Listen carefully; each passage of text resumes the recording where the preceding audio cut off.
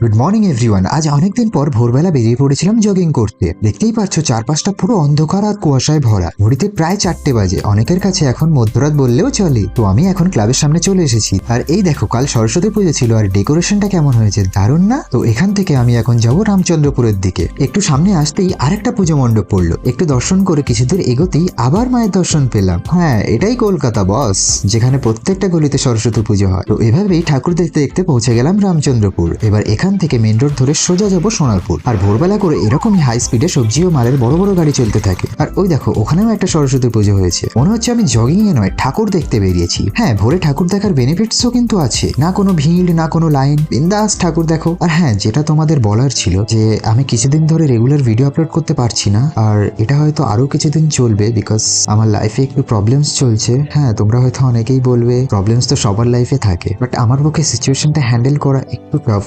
তাই আমি চেষ্টা করবো যত তাড়াতাড়ি সম্ভব রেগুলার ভিডিও দেওয়ার। তোমরা প্লিজ আমাকে সাপোর্ট করো। এই দেখো, এটা আমার নার্সারি স্কুল ছিল। পরে সুযোগ হলে তোমাদের স্কুলটা ভালোভাবে দেখাবো। তো দেখতে দেখতে আমি পৌঁছে গেলাম সোনারপুর।